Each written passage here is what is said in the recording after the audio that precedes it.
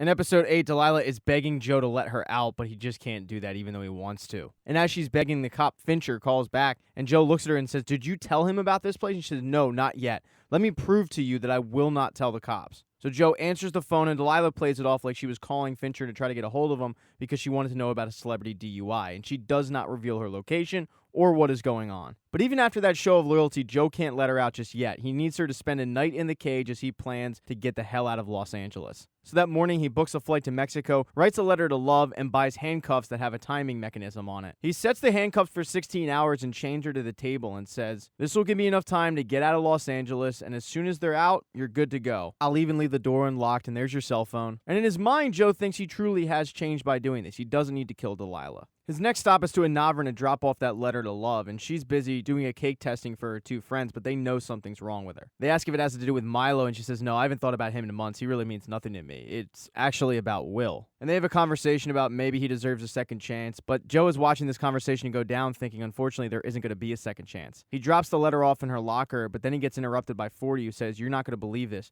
Catherine Bigelow wants to do the Beck film." 40 pitched Catherine Bigelow at a Dungeons & Dragons meeting, and she loved the idea and wants to see a script ASAP, and he wants Joe to look over the script before he leaves. So Joe agrees to give him 30 minutes, and as he's giving him some pointers, these two guys roll up in an SUV, put bags over their heads, and basically kidnap him. While in the car, 40 admits that this probably has to do with a gambling debt because he's an addict. But when they get to their destination, the hoods come off, and they're in a hotel room, and 40 looks like he knows these guys. And that's because he does. He hired these two guys, one of them's named Dimitri, to basically make sure they don't leave this hotel room until a script is written. And Dimitri actually has shoot-on-sight orders if they do end up escaping. And since Joe is on borrowed time, he is pissed off. And Dimitri has his license and passport, so unfortunately Joe is stuck there until they write a script. And since Ellie got the assistant job, she's in the room next door, and she comes in to help them write this script. And it seems like after a couple of hours, they finally have a script finished, and 40's happy with it, but Ellie says, I just don't think this is good. And in his mind, Joe is cursing Ellie for doing this because this is finally his way out,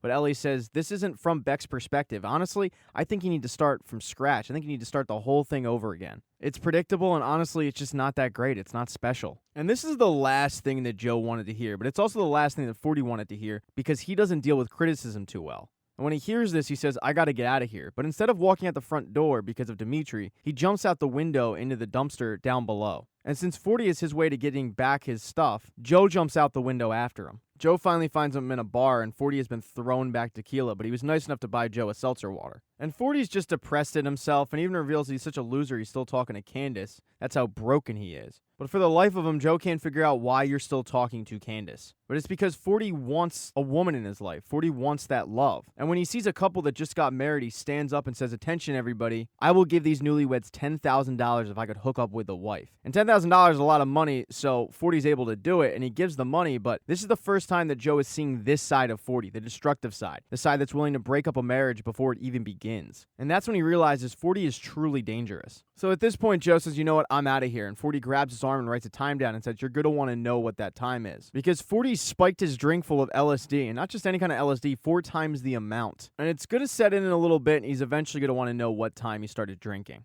So now that's another issue that he has to deal with as he makes his way back to the hotel. Love, meanwhile, has been invited to dinner from her mother at the advice of her new shaman. And while Love is reluctant to go, she ends up accepting the invite. But when she's at dinner, Love realizes that this attempt to make amends isn't what it seems like, because the family is just constantly covering up lies. Her mother tells her that her dad is cheating once again, but acts like it's okay, and it's not. The family lies about the fact that 40 is a ticking time bomb. And at this point, Love is sick of it. Now, it probably has to do with the fact that she's been drinking all night, but she stands up to her mother. She ends up running out of the restaurant and running into Joe at the hotel because she was looking for him. She tracked him down thanks to 40's Instagram and figured he would be there. And she tells Joe that the letter that he wrote her really shook her to her core. And if he's truly leaving Los Angeles, she wants to have one last goodbye with him tomorrow at lunch. The problem is Joe's not saying anything because the LSD just kicked in and he is tripping balls. Love ends up throwing up, and her mother comes and finds her and apologizes to Joe, and Joe ends up finding his way back to the room. But he's tripping so badly that when 40 wants to role play between Dr. Nikki and Beck, he takes it too far because as 40's talking, he's literally hearing Beck's voice and it's triggering for him. So he starts choking 40 and literally trying to kill him until 40 ends up kneeing him in the balls to get him off of him. And 40 loves this version of method acting and thinks he's found a breakthrough and tells Joe, if you want to leave, give Dimitri the safe word and he'll let you go.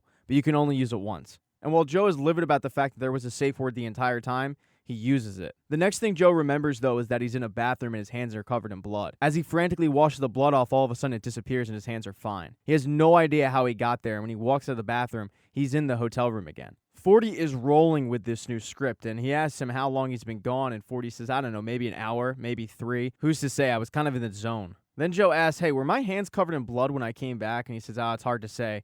I'm tripping too, and every time I look down at your hands, I just saw lobsters. So then Joe goes out in the hallway and asks Dimitri, hey, was my hands covered in blood when I came back? And Dimitri says, no, your hands were clean. And of course, Joe is worried that he killed somebody in this time span that he can't account for. Joe then gets a phone call from Love, and she tells him she wants to be in this relationship with him. She wants to be with him.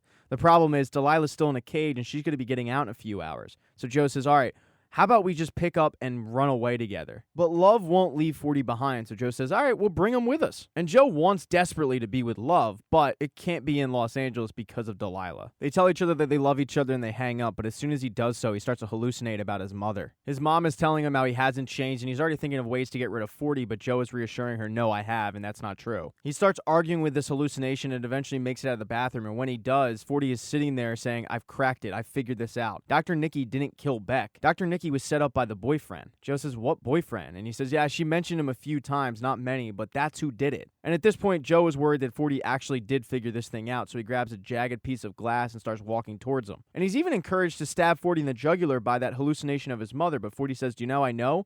Because that's what I did. 40 then goes on to reveal that he ended up killing that au pair. That was the first love of his life, but when he found out that she was dating a college guy, he blacked out. When he woke up, there she was dead. At this point, Joe puts that jagged piece of glass down and goes to console 40 about this, because 40 has been living with this burden since the age of 13. And while the family paid to make it go away, it's never gone away for 40. As Joe reminds 40 that it's okay, he was just a kid, and he's hugging him, 40 says, look, I don't know what's up with you and my sister, but she'd be an idiot to let you go. Joe wakes up the next morning on the couch, and he has about an hour to go until the handcuffs unlock. He can't find 40 anywhere, but he races over to the storage unit. He wants to try to bargain with Delilah, but when he opens it, he finds Delilah's dead body because somebody slashed Delilah's throat. Thank you for watching this recap. If you do not see the next one up in the corner right there on the end screen, don't worry, it'll be up shortly.